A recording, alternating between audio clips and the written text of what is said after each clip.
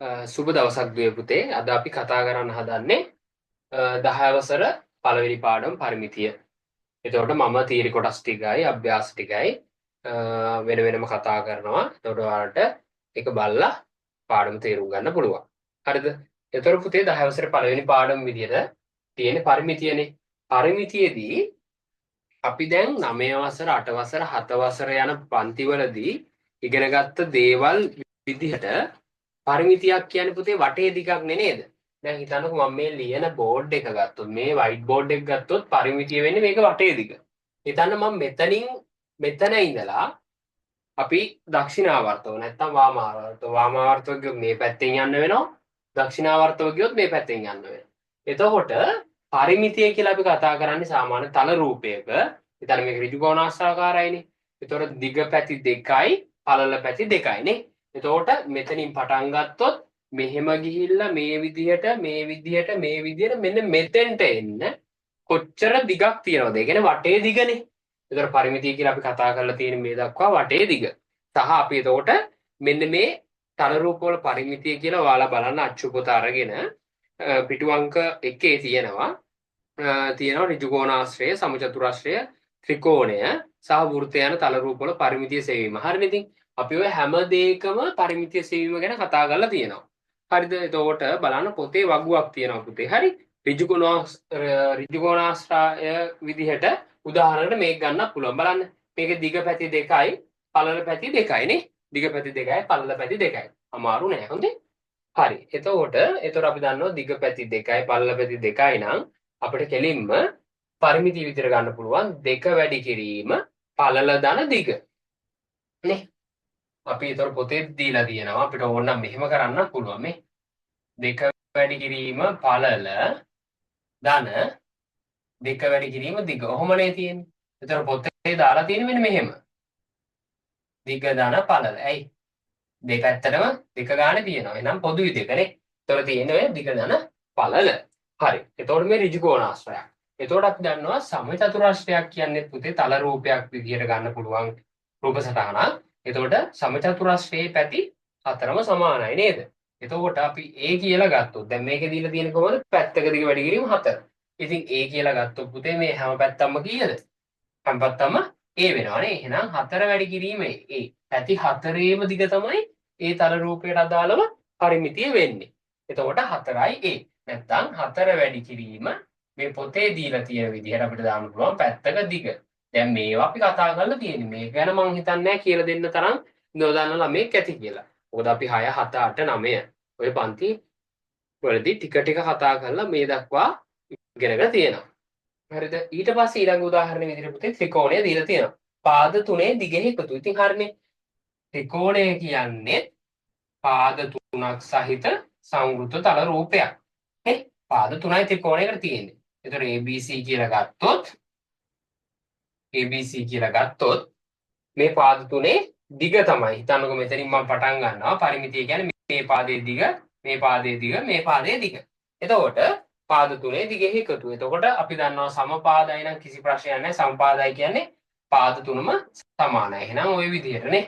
එතකොට 5 වරක් 3 15යි සෙන්ටිමීටර. සෙන්ටිමීටර වලින් දිග දීලා තියෙනවා නම් මේ ත්‍රිකෝණයේ පරිමිති වෙන්නේ 15යි සෙන්ටිමීටර. එතකොට විෂම පාද තියෙනවා එක එක අපි දන්නවා අපි කතා කරනවා ත්‍රිකෝණ ගැන කතා කරද්දී එක එක විදිහට පාද වල විවිධත්වයක් තියෙනවා කියලානේ. එතකොට අපි දැනගන්නවා තියෙන්නේ ත්‍රිකෝණයක පරිමිතිය ගන්නෙ පාද තුනේ එකතුව. එතකොට මේ පාද හතරේ එකතුව. ඍජු කෝණාශ්‍රයකත් පාද හතරේ එකතුව. අනිත් විශේෂ දේ තමයි වෘත්තය.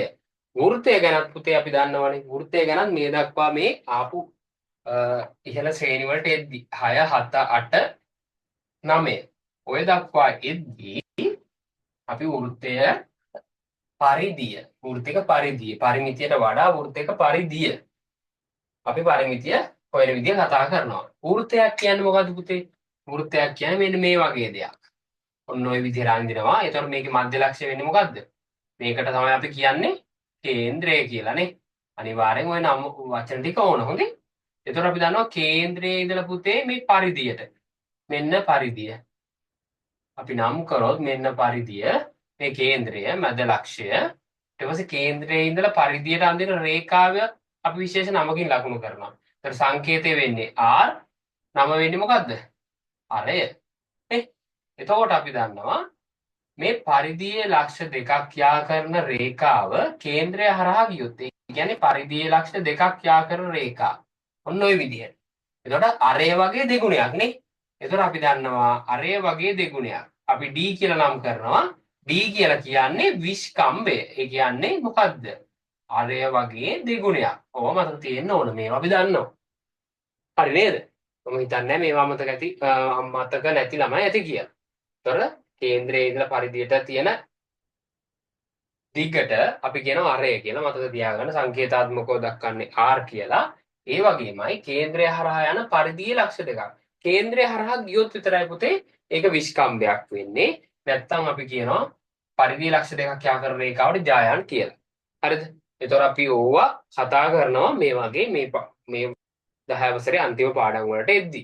හරි. අපිට දැනට ඒව අවශ්‍ය නැහැනේ. දැනට අවශ්‍ය වෙන්නේ මේ කොටස් ටික. පරිධිය, කේන්ද්‍රය, අරය, විස්කම්භය. හරිද? එතකොට මේකේ තියෙනවා පුතේ 25 වැඩි කිරීම අරය. මෙන්න මෙහෙම. එතකොට වෘත්තයක පරිධිය සමාන වෙලා තියෙනවා. නැත්නම් පරිමිතිය සමාන වෙලා තියෙනවා. පරිමිතිය සමාන වෙලා තියෙනවා 25 වැඩි කිරීම අරය. අන්න බලන්න ඉතින් දැන් මේ අපි ඉගෙනගත්තු දේවල් එක පුතේ අමාරු නෑනේ. අරය වෙනුවට අපි සංකේතය දාමු. අපි පාවිච්චි කරන්නේ සිම්පල් R. එතකොට වෘත්තයක පරිමිතිය එන්නේ 25R වලින්. ඔය අපි දන්න කාරණා ටිකනේ. අමාරු නෑ. මම හිතන්නේ මේ ටික අමාරු ඇති කියලා ළමයෙක්ට. ඔන්න ඒතර අපි සරලව පැහැදිලි කරගත්ත ඒ ටික. එතකොට තල රූපවල විශේෂ ඒ කියන්නේ ඍජු කෝණාංශ සමචතුරස්ස ත්‍රිකෝණ සහ වෘත්ත යන තල රූපවල පරිමිතියක් කතා කරා. කතා කරලා තියෙන කලින් පන්ති වල ඔන්න මම පැහැදිලිත් කරා. හරිද? එතකොට පුතේ බලන්න පුනරීක්ෂණ අභ්‍යාසයක් දීලා තියෙනවා. පුනරීක්ෂණ අභ්‍යාසයක් දීලා තියෙනවා. හරිද? එතකොට මම මේකේ පුනරීක්ෂණ අභ්‍යාසය සහ හරිද? පුනරීක්ෂණ අභ්‍යාසය සහ පුතේ එක අභ්‍යාසය මම ඕවා වෙන වෙනම වීඩියෝ විදිහට දාන්නේ. මම ඉස්සෙල්ලා තියරි කොටස් ටික කියලා දෙන්නම්. ඒතකොට ඔයාලට මේ තියරි වීඩියෝ එක බැලුවා. අභ්‍යාස කරන වීඩියෝ එක ඉස්සෙල්ලා අභ්‍යාස ඔයාලා කරලා තියරි වීඩියෝ එක බලලා අභ්‍යාස වීඩියෝ එක බලනවා. ඔයාලා කරපු දේ හරිද කියලා. මොකද මම හදනවනේ අභ්‍යාස ටික වෙන වෙනම. හරි. එහෙනම් මම ඊළඟ කොටසට යනවා. හරි. පුනරීක්ෂණ අභ්‍යාස කොටස අපි වෙනම වීඩියෝ එකක් විතර දානවා. ඔයාලට ඒතකොට thumbnail එකකින් හරි මේකේ ටයිටල් එකකින් හරි බලා ගන්න පුළුවන් ගැටලුවක් වෙන්නේ නැහැ. හරි. කේන්ද්‍රික ඛණ්ඩයක්. එහෙනම් අපේ ඊළඟ තියරි කොටස වෙන්නේ පුතේ කේන්ද්‍රික ඛණ්ඩයක්. හරි. අපි බලමු ඒකේ මොකද්ද කියන්නේ. අමාරු නෑ. බය වෙන්න එපා. අපි කතා කරන්නේ 10 වසර පළවෙනි පාඩම පරිමිතිය. හරි මම මේක මකනවා. හරි. ඒතර පුතේ අපේ මාතෘකාව දැන් මොකද්ද? කේන්ද්‍රික ඛණ්ඩයක්. හරිද? කේන්ද්‍රික ඛණ්ඩය කියන්නේ මොකක්ද කියන එක හඳුනා ගන්න හදන්නේ අපි. එහෙනම් මාතෘකාව මම ලියනවා. කේන්ද්‍රික ඛණ්ඩයනේ. ඕක තමයි මාතෘකාව. හරිද? එතකොට පුතේ අපි දැන් කතා කරන්නේ වෘත්තයක. වෘත්තයක් කියන්නේ මේ විදිහට අපි දන්නවා කේන්ද්‍රයේ මැද තියෙන්නේ. එතකොට වෘත්තයක පරිධිය නැත්තම් පරිමිතිය ආවේ 25R වලින්. හරිද? 25R වලින්. ඒක ප්‍රශ්නයක් නෑ. එතකොට වෘත්තයකින් කොටසක් ගත්තොත් හරිද? හිතන්න මෙන්න මේ විදිහට මම වෙන් කරලා ගන්නවා මෙන්න මෙහෙම කොටසක්. හරි? ඔන්න ඔය විදිහට අරයන් දෙකක් ඇඳලා ඉතින් මේ කේක් එකක් කියලා රවුම් හැඩ ඇති කේක් එකක්. හරිද? වෘත්තාකාර කේක් එකක්. මම මේකෙන් මෙහෙම කපලා අයින් කරනවා කෑල්ල. ඒ කෑල්ල මම එළියට ගන්නවා. හරි? ඔන්න ඔහොමනේ තියෙන්නේ. ඔන්න ඔහොම තියෙන්නේ නේ. මෙහෙම තියෙන්නේ. ඒතර මෙතන තමයි මම මේ කේන්ද්‍රය OQ එක කේන්ද්‍රය. ඒතර මේ එහෙනම් අරයනේ. මේත් අරය. ඒතර මෙතන තියෙන්නේ පුතේ මේ බලන්න මෙතන තියෙන්නේ ඔතන තියෙන්නේ මේ වෘත්තයෙන් සම්පූර්ණ ඡාපයෙන් යම්කිසි කොටසක්. ඒතර මේක වෘත්ත ඡාප කොටස මේ අරයන් දෙක. හරිද? ඒතර පුතේ කේන්ද්‍රික ඛණ්ඩයක් කියලා කියන්නේ මෙන්න මේ වගේ දෙයකට. මොකද්ද? බලන්න පොතේ තියෙනවා කියලා තියෙනවා පුතේ. මොකද්ද? කියලා කේන්ද්‍රික ඛණ්ඩයක් යයි කියලා කියනවා. අරයන් දෙකකින් සහ පරිධියේ කොටසකින්. ඉතින් හරිනේ. මෙන්න වෘත්තයේ පරිධිය. පරිධිය කියන්නේ වටේ දිගනේ. ඉතින් පරිධියේ කොටසකින්. මෙන්න පරිධියේ කොටසක්. වෘත්ත ඡාප කොටසක් තියෙනවා. වෘත්ත ඡාපයම තමයි අපි පරිධිය කියලා කතා කරේ. එතකොට වෘත්ත ඡාපයෙන් කොටසකුත් තියෙනවා සහ අරයන් දෙකකුත් තියෙනවනේ. එතකොට කේන්ද්‍රික ඛණ්ඩයක් කියන එක හොඳට මතක තියාගන්න. අරයන් දෙකකින් සහ පරිධියේ කොටසකින්. නැත්තම් වෘත්ත ඡාප කොටසකින් සමන්විත කල රූපයකට තමයි අපි කියන්නේ කේන්ද්‍රික ඛණ්ඩයක් කියලා. එතකොට හරියටම මේක තියෙන්න ඕන. මොකද ඊළඟ කොටස් දෙකට යනකොට මේ අරයන් දෙක සහ වෘත්තචාප කොටස කියන එක වෙන වෙනම අඳුර ගන්න වෙනවා. හරිද? එතකොට කේන්ද්‍රික ඛණ්ඩයක් කියන්නේ අරයන් දෙකක් සහ පරිධියේ කොටසකින් සමන්විත කොටසක්. මේ පැහැදිලිවම කියලා තියෙනවා. කොටසකින් මායුම් ප්‍රදේශයක්. හරිනේ? ඉතින් මම මේ ටික පාඩ කරොත් බලන්න. මේක සමන්විත වෙලා තියෙන්නේ අරයන් දෙකක් සහ වෘත්තචාප කොටසකින්. ඔන්න අපි අඳුරගත්තා කේන්ද්‍රික ඛණ්ඩයක් කියන්නේ මොකක්ද කියලා. අමාරු නෑ. ලේසි. හරිද? ඊට පස්සේ කියනවා පුතේ මෙහෙම දෙයක්. බලන්න මම මෙතන පුතේ අනිවාර්යයෙන්ම දැන් අපි දන්නවනේ වෘත්තයක ලක්ෂයක් වටා කෝණය කීයද? මේ විදිහට ලක්ෂයක් ගත්තට පස්සේ මේ ලක්ෂයක් වටා කෝණය කීයද? 360යි නේ. 360යි. එහෙනම් වෘත්තයේ මේ කෝණය කීයද? 360යි. එහෙනම් මේ 360න් යම් කිසි ප්‍රමාණයක් මෙතන තියෙනවනේ පුතේ. යම් කිසි ප්‍රමාණයක් තියෙනවා. හරි. හිතන්න මෙන්න මේක මෙන්න මෙහෙම හිතන්න. මම මෙන්න මෙහෙම තියෙන්නේ මෙන්න දැන් ওই විදිහට අරයන් දෙක තියෙනවා. හරිද? හිතන්න මේ තියෙන අරයන් දෙක කියලා හිතන්නකෝ. ඔන්න මෙහෙම තියෙනවා. හරි. එතකොට මෙන්න යම් කිසි ප්‍රමාණයක් වැඩි කරා. මෙන්න තීටා. ඒතර අපි දැන් මෙතන මෙන්න මේකට අපි කියන්නේ මොකක්ද? අරයන් දෙකයි වෘත්තචාප කොටසයි මෙතන තීටා යම් කිසි කෝණයක්. එතකොට අපි බිඳුවේ ඉඳලා 360 දක්වා යම් කිසි අගයක් තියෙන්න පුළුවන් නේ. අතර අගයක් තියෙන්න පුළුවන් බිඳුවේ ඉඳලා. බිඳුවේ උනොත් නෑ 360 උනොත් වෘත්තයක්. එහෙනම් ඒ අතර කොටසක් තමයි තියෙන්නේ නේ. අතර බිඳුවේ 360 යනකම් කෝණයක් 360 දක්වා තියෙන්න පුළුවන්. හරිද? අතර අගයක් තියෙන්න පුළුවන්. එතකොට මෙන්න මෙන්න මේ තීටා. මෙන්න මෙතන කෝණය තීටා කියලා ගත්තොත් මම ඔය තීටා කෝණය මෙන්න මේ දක්වා වැඩි කරනවා බලන්න අමතක බය වෙන්න එපා. හරිම ලේසි. අරයන් දෙකයි මේ ඡාප කොටස ඒ විදිහමයි.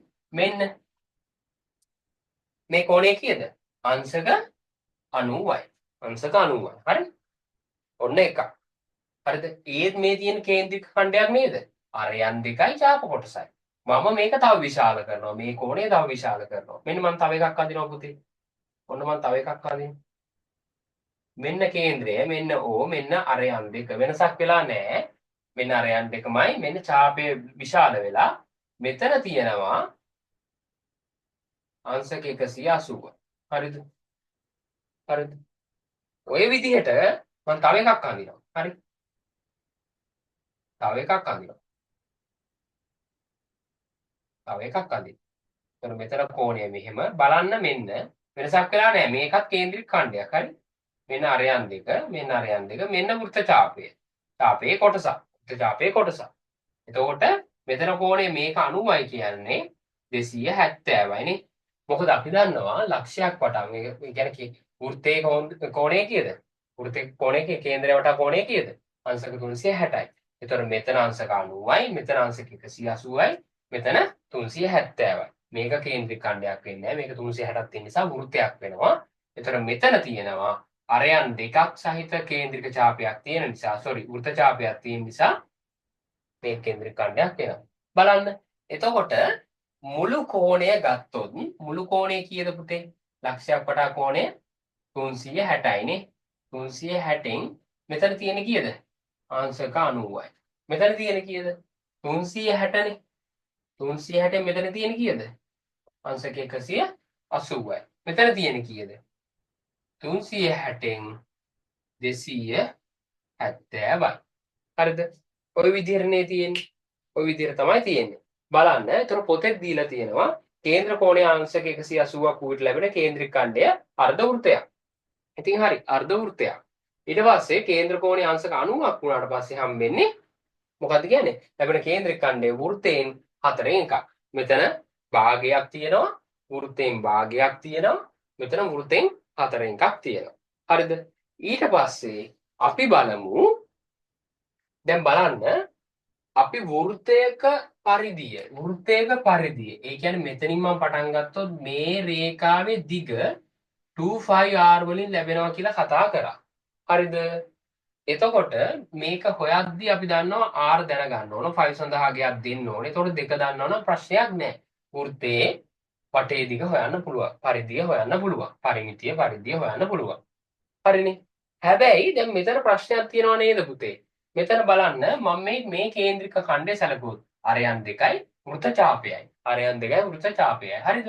එතකොට අරය දන්නවා. හරි. අරය දන්නවා. අරය දැනගත්ත කියලා අපිට මේක හදන්න බෑනේ මේ ඡාප දිග දන්නේ නැත්නම් පරිමිතිය කොහොමද හොයන්නේ? කේන්ද්‍රික ඛණ්ඩයක පරිමිතිය මේ ඡාප දිග දැනගන්න තු හොයන්න විදියක් නැහැ. හරිද?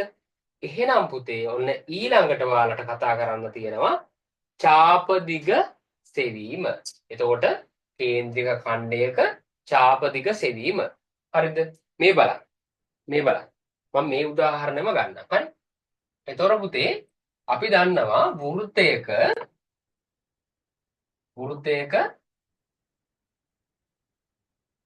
පරිමිතිය නැත්තම් වෘත්ත ඡාපයේ දිග එන්නේ 25r වලින් හම්බ වෙනවා කියලා අපි දන්නවනේ 25r වලින්. හරිද? එතකොට බලන්න කේන්ද්‍ර කෝණය අංශක 90ක් වුණාන් පස්සේ එතකොට වෘත්තයෙන් 4න් එකක්. එහෙම වුණොත් බලන්න වෘත්තයෙන් 4න් එකක් වුණොත් පුතේ 25r බෙදීම 4නේ. ඇයි මුළු වෘත්තයේ ඡාප දිග 25r නම් දැන් මෙතන 360ක් තියෙනවනේ. ඒකනේ මුළු වෘත්තයක් උනේ. හැබැයි මේ කේන්ද්‍රික ඛණ්ඩයේ කොච්චරද තියෙන්නේ? කෝණය අංශක 90යි. එතකොට අරයන් 2යි ඡාපයයි. මේ ඡාප දිග හොයාගන්න පුළුවන් නේද? 25r. ඒ කියන්නේ මුළු වෘත්තයේ ඡාප දිග බෙදුවනම් 4යි. පුළුවන් නේද? පැහැදිලි නේද? මුළු වෘත්තය බෙදනවා 4යි. එතකොට මුළු වෘත්ත ඡාපය දිග හොයාගන්න 25r 25r වලින් 4න් එකක්. ඒ අනිවාර්යෙන් අංශක 90යිනේ. මුළු කෝණය 360යි මෙතන 90යි. එතකොට 4න් එකයි. එතකොට බලන්න මෙතන එනවා මෙන්න මෙහෙම. බලන්න 5r බෙදීම 2ක්. මොකද මේ දෙකට මේ 4 කැපුණාට පස්සේ 2ක් ඉතුරු වෙනවනේ. එතකොට 5r බෙදීම 2ක්. මේ විදිහට සූත්‍රය ගන්නත් පුළුවන්. හරි. මේ හිතන්නකෝ. ඒ වගේම නේද ඒකම ගන්න පුළුවන් නේද බලන්න පුතේ. 25r කියන්නේ මුළු වෘත්තයේ පරිමිතිය දිගනේ. එතකොට අපිට හොයන්න පුළුවන් 25r එන්නේ 360ක ප්‍රමාණකින් නම් අංශක 90ක ප්‍රමාණය කීයද? අන්න බලන්න. දැන් අපිට ගන්න පුළුවන් ඕනනම් වෘත්තයෙන් 4න් එක දිග වෘත්ත ඡාපයේ දිග මෙච්චරක් කියලා 25r බෙදීම 4න් ගන්න පුළුවන්. ඒක ප්‍රශ්නයක් නෑ මොකද 4ට බෙදෙන නිසා. හරිද? එහෙම ඒ දේම අපිට මෙතනින් ඔප්පු කරලා පෙන්නන්න පුළුවන්. සම්පූර්ණ වෘත්තයේ දිග වැඩි කරනවා කෝණයේ අනුපාතයෙන්. ඒ කියන්නේ මුළු කෝණය කීයද? 360යි. ලවයට දානවා හරයට දානවා ඒක. එහෙනම් මේ කේන්ද්‍රික ඛණ්ඩයේ කෝණය කීයද? අංශක 90යි. එහෙනම් මුළු වෘත්තයෙන් මෙච්චර කොටසක් කීයද? එහෙනම් මුළු වෘත්තයේ කෝණ 360යිලු 360න් අංශක 90ක් කීයද? ඔය විදිහට ගණනය කරන්න පුළුවන්. එහෙම බැලුවත් බලන්න මෙතෙන්ට එන්නේ මේක යටට එන්නේ 4යි. එතකොට 25r බෙදීම 4යි. එතකොට 5r බෙදීම 2යි. ඒත් මේකම හරිද? එතකොට මම මේකත් සැලකුවේ කේන්ද්‍ර කෝණයේ අංශක 90ක් වෙච්ච කේන්ද්‍රික ඛණ්ඩයක් සලකලා. හරිද? ඔන්න ඔය විදිහට ගන්න පුළුවන් නේ. හරි. මම තව එකක් පෙන්නන්න. බලා ගන්න. අමාරු නෑ පුතේ. හරිම ලේසි. හරි? එතකොට මේක උදාහරණයට ගන්න. මේ බලන්නකෝ. අපි දන්නවා වෘත්තයක කෝණය 360යි. ලක්ෂයක් වටා කෝණය 360යි. මෙතන තියෙන මේ කේන්ද්‍රික ඛණ්ඩයේ කෝණය වෙන්නේ අංශක 180යි. අරයන් 2යි වෘත්තයේ ඡාප කොටසකුයි තියෙනවා. එතකොට අරයන් 2යි වෘත්තයේ ඡාප කොටසයි අපි දන්නවා ඒ කියන්නේ කේන්ද්‍රික ඛණ්ඩයක්. මේ කේන්ද්‍රික ඛණ්ඩයේ කේන්ද්‍ර කෝණය අංශක 180ක් වෙච්ච නිසා අපි දන්නවා එහෙනම් වෘත්තයෙන් භාගයක්. ඉතින් පුතේ මුළු වෘත්තයේ පරිමිතිය විනාඩියක් දෙන්න පැනලී වෙන්නේ මුළු වෘත්තයේ පරිමිතිය අපිට හම්බෙන්නේ 25R වලින් නම් අපිට පුළුවන් නේද 25R දෙකට බෙදන්න. මොකද මෙතනින් පටන් අරන් මේ මුළු ඡාප දිග හම්බ වෙනවා නම් 25R වලින් නේද? එහෙනම් ඒකෙන් භාගයක ඡාප දිග හම්බ වෙනවා කිසිම ප්‍රශ්නයක් නැතුව. ඇයි ඉතින් මුළු ඡාප දිග හම්බෙන්නේ 25R වලින්. එහෙනම් අර්ධ වෘත්තයක් කියන්නේ හරියටම මේ භාගය කොටසක්නේ. මෙන්න මේ භාගය කොටසක්. ඕකේ දිග ගන්න පුළුවන් අපිට 25R බෙදීම 2. එහෙම වුණොත් 5R තමයි ඉතුරු වෙන්නේ. මොකද දෙකට දෙක කැපෙනවා. ওই විදිහට ගන්න පුළුවන් ගැටලුවක් නැහැ. හරි. ඒක අපි අර කෝණාශ්‍රයෙන් හදමු. එහෙනම් 25R කියන්නේ මුළු වෘත්තයේ දිග, මුළු වෘත්තයේ ඡාප දිග. ඒතර මුළු වෘත්තයේ කෝණය කීයද? 360යි. හැබැයි මෙතන මේ ඡාපයේ දිග කීයද? කෝණය කීයද? අංශක 180යි. එහෙනම් අපිට කරන්න පුළුවන් 25R වැඩි කරන්න ඕන මුළු කෝණයෙන් බෙදලා ඒ දීලා තියෙන කේන්ද්‍රික ඛණ්ඩයේ කෝණය. එතකොට 25R වැඩි කරනවා 360 බෙදීම 180 බෙදීම 360. එතකොට මේ දීලා තියෙන භාගයෙන් වැඩි කරා නම් හරි. එතකොට බලන්න 25R වැඩි කිරීම මෙතන එකයට දෙකක් එනවා. මේකට මේක කැපෙනවා. ඒත් 5R කියන එක තමයි එන්නේ. එතකොට දැන් ඔන්න ඔයාලට පැහැදිලි අපිට කලින් එකේ ආවා 5R බෙදීම 2. දැන් මේකේ ආවා 5R. එතකොට හතරෙන් එකක අපිට කිසිම ප්‍රශ්නයක් නැතුව හොයන්න පුළුවන් 5R බෙදීම 2කින්. එතකොට අර්ධ වෘත්තයක ඡාප දිග හොයන්න පුළුවන් 5R වලින්. හැබැයි පුතේ ඕක අපි ඔය දන්න හරියට බෙදෙන එකක නිසා ප්‍රශ්නයක් නැහැ. නේ? හරියට බෙදෙන එකක නිසා ප්‍රශ්නයක් නැහැ. ඉතින් මේ දැම්මා වගේ හිතන්නකො මේ අපි දැන් මේකෙන් පංගුවක් කියලානේ ගත්තේ මේකෙන් කොටසක්. 25R කියන්නේ මුළු කෝණය 360ක් වුණා. ඒකෙන් එකක්. එතකොට අංශක එකක හොයන්න 25R කියන්නේ මෙහෙමනේ පුතේ. අපි දන්නවා 25R කියන්නේ සම්පූර්ණ කෝණයේ අංශක 360ක් වෙච්ච එකේ දිගනේ. එතකොට කරන්න තියෙන්නේ මොකද්ද? මේ පැත්ත අංශක එකක් කරන්න නම් මොකද්ද වෙන්න ඕන? 25R බෙදන්න ඕන අංශක 360. ඔන්න අංශක එකක දිග අපි ගත්තා. හරිද? ඔන්න අංශක එකක දිග ගත්තා. එතකොට අංශක 180ක දිග හොයන්න නම් මොකද්ද කරන්න ඕන? 25R වැඩි කරනවා මේ බෙදීම 360 මෙතන කොමක් තියෙනවනේ. මේ තියෙන්නේ අංශක එකක දුර. ඉතින් අපිට අංශක 180 හොයන්න 180 වැඩි කරනවා. ඉතින් ඒක තමයි මෙහෙම තිබිච්ච එක අපි මේක මෙතනින් අයින් කරලා මෙතනට දාලා තියෙන්නේ. ඒතර ඔකේ ඔය පංගුවක් හොයන එක. මේ සම්පූර්ණ කොටසෙන් මෙච්චර ප්‍රමාණයක් කීයද? ඒකනේ. හරි. එහෙනම් දැන් මේ දීලා තියෙන විස්තරත් එක්ක පුතාලට පැහැදිලි වෙන්න ඕන මේ කෝණය අපි 180යි. මේ කෝණය අංශක 90යි. මේ කෝණය 270යි කියන තැන්වලදී කිසිම ගැටලුවක් නැතුව ප්‍රශ්නේ විසඳගත්තා. එහෙනම් පුතේ මේකේ අපි දන්නවා කෝණය 0.360ත් අතර තියෙන ඕනෑම අගයක් ගන්න පුළුවන්. 0.360ත් අතර තියෙන අගයක්. එහෙනම් අපිට මේ හැමතිස්සෙම මේ හැම දෙයකටම සූත්‍ර ලියන්න බෑනේ. එහෙනම් අපි පොදු සූත්‍රයක් හදා ගන්නවා.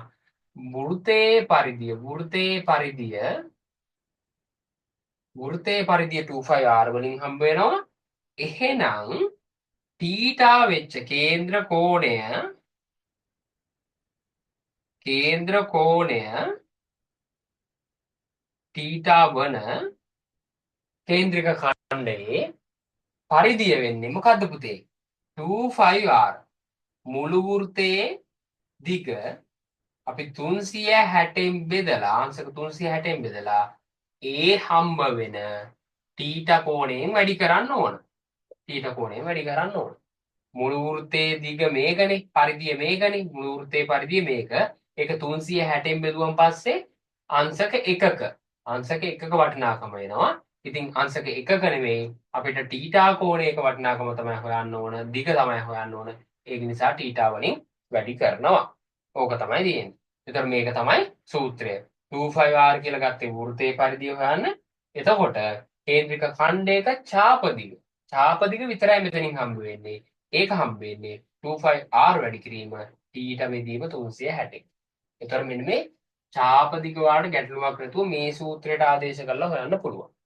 හරිද? ඕක තමයි කතන්දරේ. අමාරු නෑ, හරිම ලේසි. ඒතර මොකද්ද? අපි කතා කරා වෘත්තයක පරිධිය හම්බෙන්නේ 2πr වලින්. ඒතකොට අර්ධ වෘත්තයක පරිධිය ගන්න පුළුවන් අපිට 2πr බෙදීම 2කින්. ඒතර 5r බෙදීම 2 දෙකට දෙක කරපුවම 5r විතරක් ඉතුරු වෙනවා. අපි කෝණ ආශ්‍රයෙන් හොයන්න ගියොත් කෝණ ආශ්‍රයෙන් හොයන්න ගියොත් අර්ධ වෘත්තයක පරිධියාවේ කොහොමද? 2πr වැඩි කිරීම 180 බෙදීම 360. ඔන්න 360ක් කියන්නේ 25R නම් 180ක් කියන්නේ කීයද? ඒකට කරන්න ඕන මොකද්ද? 25R බෙදනවා අංශක 360 අංශක 180කට හරියන්නේ කොච්චරක්ද කියලා බලන්න. ඉතින් ඔය වගේ θ කෝණය වෙච්ච කේන්ද්‍රික ඛණ්ඩයක පරිධිය නැත්තම් දිග කේන්ද්‍රික ඛණ්ඩයක ඡාප දිග විතරයි ගන්න වෙන්නේ 25R වැඩි කිරීම θ බෙදීම 360. මේක මුළු කෝණය 360 වෙනසක් වෙන්නේ නෑ හැමතිස්සෙම. මෙන්න මේ කෝණය වෙනස් වෙන්න පුළුවන්. එතකොට ඕක බිඳුවත් 360ත් අතර ඕනෑම අගයක් ඔයාලට දාන්න පුළුවන්. හරිද? ඉතින් එතකොට අපි ගන්නවා සමීකරණයක් ගන්නවා. මෙන්න මේක සමීකරණයක් ගන්නවා කේන්ද්‍රික ඛණ්ඩයක ඡාප දිග හොයන සූත්‍රය වෙන්නේ 25R වැඩි කිරීම θ බෙදීම 360. 25R වැඩි කිරීම θ බෙදීම 360.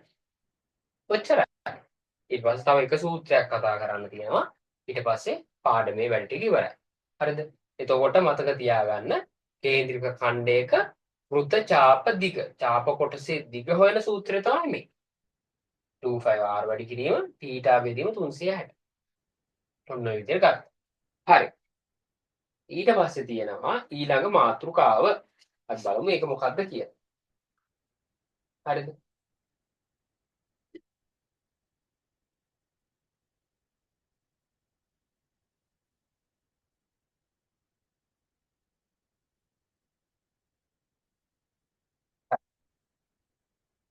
එක අභ්‍යාසයක් පුතේ අනිවාර්යෙන් අපි ඊළඟ අභ්‍යාස ටික වෙනම දානවා වීඩියෝ එක. දැන් අපි තියරි කොටස විතරයි කතා කරන්නේ. හරි. ඊට පස්සේ මාතෘකාවක් තියෙනවා පුතේ කේන්ද්‍රික ඛණ්ඩයක පරිමිතිය සෙවීම. දැන් මේ කතා කරේ මොකද්ද? කේන්ද්‍රික ඛණ්ඩයක ඡාප දිග සෙවීම. කේන්ද්‍රික ඛණ්ඩයක් කිව්වේ මොකද්ද?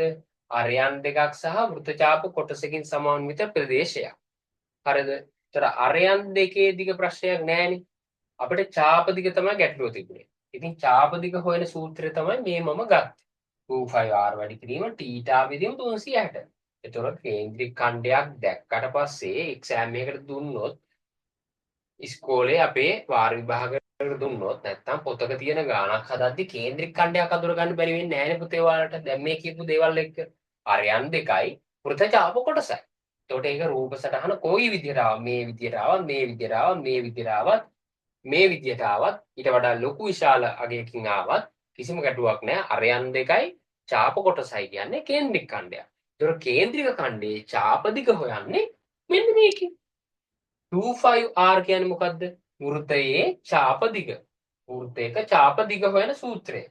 ඒතර ඒක වැඩි කරන්න ඕන දීලා තියෙන කේන්ද්‍රික ඛණ්ඩයේ කේන්ද්‍ර කෝණයෙන් බෙදන්න ඕන 360. මං මේක අපිට පැහැදිලි කරානේ.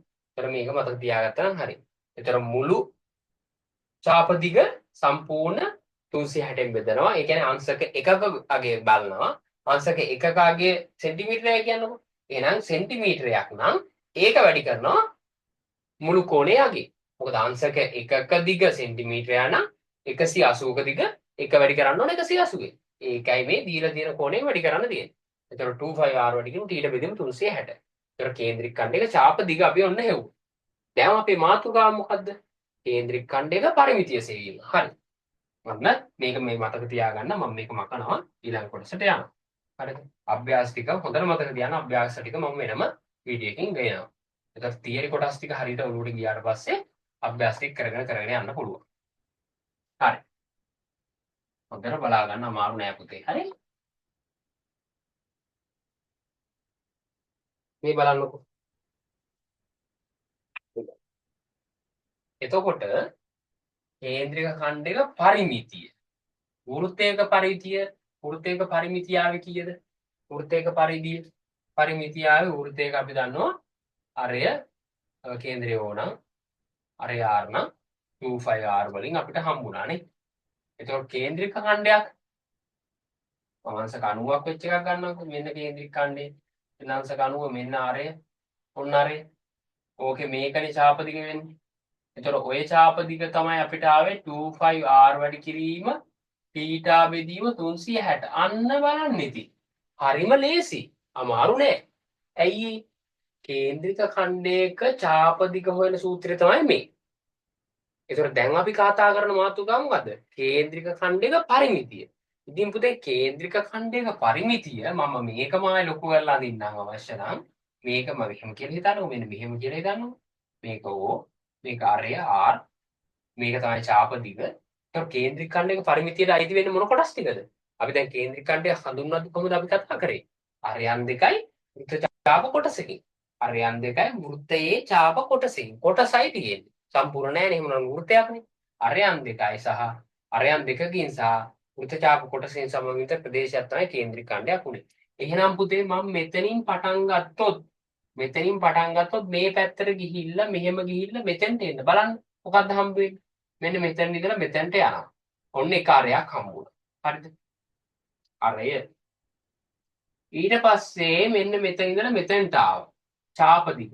ඡාප දිග අපි හොයාගත්තේ කොහොමද? 2πr වැඩි කිරීම θ බෙදීම 360. ඕක නිසානේ අපි කලින් ඕක ඉගෙන ගත්තේ. ඒතර ඔන්න ඡාප දිගක් හම්බුණා. එතන ඉඳලා මම මෙතෙන්ට එනවා. මෙන්න අපි ඉඳපු තැන. එහෙනම් ඕක තමයි වටේ දිගනේ පරිමිතිය කියන්නේ. එතකොට මෙන්න මෙතනක් තියෙනවා අරයක්. ඔන්න අරයක්. දැක්කද? මම මෙතනින් පටන් ගත්තා මෙතෙන්ට ගියා අරයක් හම්බුණා අරය කියලා ලිව්වා. ඊට මෙතන ඉඳලා මෙතෙන්ට යන්න මේ දිග කොහොමද ගත්තේ? අපි ඒක තමයි මේ ඡාප දිග කියලා කලින් කතා කරේ. ඒක තමයි මේ තියෙන 2πr වැඩි කිරීම දීලා තියෙන කෝණයේ θගේ θ බෙදීම 360. එතන ඉඳලා මෙතෙන්ට එන්න ඉඳපු තැනට එන්න තව r එකක්. ඒ කියන්නේ අරයක්. එහෙනම් ඔයාලට තේරෙන්න ඕන ඔන්න ඕක තමයි සූත්‍රය. කේන්ද්‍රික ඛණ්ඩයක පරිමිතිය හොයන සූත්‍රය වෙන්නේ මොකද්ද? පරිමිතිය සමාන වෙන්නේ මොකටද? පරිමිතිය සමාන වෙන්නේ මොකටද? බලන්න. පරිමිතිය සමාන වෙන්නේ 2πr වැඩි කිරීම θ බෙදීම 360. ඒ කියන්නේ මොකක්ද? 2πr වැඩි කිරීම θ බෙදීම 360 කියන්නේ මෙන්න මේ ඡාප දිග. කේන්ද්‍රික ඛණ්ඩයේ ඡාප දිග. ඡාපයක් කියන්නේ අරයන් දෙක නෙමෙයි මේ ඡාප දිග. වෘත්ත ඡාප දිග තමයි වෘතයේ ඡාප කොටසේ දිග තමයි 2πr වැඩි කිරීම θ බෙදීම 360න් හම්බුනේ. එහෙනම් ඔන්න ඕක ලිව්වා. ඊට අමතර වෙනවා අරයන් දෙකක්. ඒතර හරියට මතක තියාගන්න ඒ සූත්‍රය තමයි මේ. එහෙනම් කේන්ද්‍රික ඛණ්ඩයක පරිමිතිය පරිධිය හොයන්නේ 2πr වැඩි කිරීම θ බෙදීම 360 ධන 2r. 2r ආවේ මෙන්න මේ විදිහට. ඒතර කෝණය මොක වුණත් බලන්න කේන්ද්‍රික ඛණ්ඩයක් නම් අරයන් දෙකක් සහ කේන්ද්‍රික ඡාපයක් වෘත්ත ඡාපයක් තියෙනවා. ඒතර ඡාප දිග හම්බෙන්නේ මේ 2πr වැඩි කිරීම θ බෙදීම 360න්. ඊට අමතරව අරයන් දෙකක් එකතු වෙන්න ඕන. ඉතින් පුතේ ඔච්චරයි. හරිම ලේසි. ওই ටික හරියට ඔළුවට දාගත්තොත් මේ අහලා තියෙන ප්‍රශ්න එකක්වත් කරන්න අමාරු වෙන්නේ නැහැ. ඊට පස්සේ පුතේ මේ වගේ ගානක් හතර දැන් අපි ගණන් හතර වීඩියෝ එක ආයි දානවනේ. එතකොට බලන්න ඔයාලට මොනවා හරි මේ කොටස තේරිලත් ගණන් හදන්න අමාරුයි කියලා කියන්නේ ඔයාලට සුළු කිරීම බෑ. එතකොට හිතන්න ඉස්සරහට ගණන් හම්බ වෙනවා අපිට θ දීලා r අහනවා. r දීලා θ අහනවා. ওই විදිහට. නැත්තම් පරිධිය නොදී අපිට මේ ටික දීලා පරිධිය අහනවා. ওই විදිහට හොයන්න පුළුවන්. ඒතර අපිට ඒ සුළු කිරීම පද උක්ත කිරීම තියෙන්නේ. අමාරු වෙන්නේ නැහැ පුතේ. හරිම ලේසි. එහෙනම් මට ඔයාලට කියන්න තියෙන්නේ අපි සූත්‍ර දෙකක් ඉගෙන ගත්තා. අපි 9 වසර දක්වා ඉගෙන ගත්ත දේවල් වලින් දන්නවා වෘත්තයක මේ ඡාප දිග හොයන්නේ පරිධිය හොයන්න 2πr වලින්. එහෙනම් අපි ඊට පස්සේ මාතෘකාවට ආව කේන්ද්‍රික ඛණ්ඩයක ඡාප දිග. කේන්ද්‍රික ඛණ්ඩයක් කියන්නේ අරයන් දෙකක් සහ ඡාප දිග වෘත්තයේ ඡාප කොටසකින් සමන්විත ප්‍රදේශයක් කියලා කතා කරා. ඒතර මේ ඡාප දිග හොයන එක ප්‍රශ්නයක් වුණා අපිට. එතකොට ඒ ඡාප දිග අපි හොයාගත්තා කොහොමද හෙව්වේ? 2πr වැඩි කිරීම θ බෙදීම 360. එතකොට තීටා කියලා කතා කරන්නේ කේන්ද්‍රික කණ්ඩයේ දීලා තියෙන කෝණය. එතකොට තීටා ඔයාලට දෙන ගානේ කෝණය දාන්නවා. හොඳට මතක තියාගන්න. එතකොට බය වෙන්න එපා 25r වැඩි කරමු t බෙදීම 360. හරිද? ඊට පස්සේ අපි ඊළඟ කොටසට ආව. මොකද්ද? එතකොට මේ චාප දිග හොයාගත්තට පස්සේ කේන්ද්‍රික ඛණ්ඩය ගුණ පරිමිතිය අපිට හොයන්න පුළුවන්. හේ පුතේ. චාප දිග හොයන විදිහ හොයාගත්තනේ. චාප දිග හොයන විදිහ හොයාගත්තට පස්සේ ඔයාලට කේන්ද්‍රික ඛණ්ඩයේ චාප දිග කේන්ද්‍රික ඛණ්ඩයේ පරිමිතිය හොයන්න පුළුවන්. මොකද චාප දිග තමයි දන්නේ නැත්තේ. චාප දිග හොයන සූත්‍රය හොයාගත්තා. ඊට පස්සේ ඊළඟ කොටස් දෙක මොකද? හරයන් දෙක. ඉතින් ඒක තමයි මේ කේන්ද්‍රික ඛණ්ඩයක පරිමිතිය හොයන සූත්‍රය වෙන්නේ 25r වැඩි කිරීම t ට බෙදීම 360. ඒ කියන්නේ චාප දිග ධන 2r. 2r උනේ අරයන් දෙකක් තියෙන නිසා. හරි. ওই ටික තමයි පරිමිතිය සම්බන්ධව කතා කරන්න තියෙන්නේ. අභ්‍යාස ටික අපි වෙනම වීඩියෝ එකකින් අරන් එනවා. ඒතොර ඔයාලට කරන්න තියෙන්නේ මේ ටික ඉගෙන ගත්තා. ඔයාලා නෝට් එකක් දාගත්තා. අමතර කරුණු ටික දාගත්තට පස්සේ අභ්‍යාස ටික එකින් එක කරන්න try කරන්න. ඊට පස්සේ අපි ඊළඟ වීඩියෝ එක අභ්‍යාස ටික සම්පූර්ණ කරලා වීඩියෝ එකක් දානවා. ඒතොර ඔයාලට මේ වීඩියෝ එක බලාගෙන අඩුපාඩු හදා ගන්න පුළුවන්.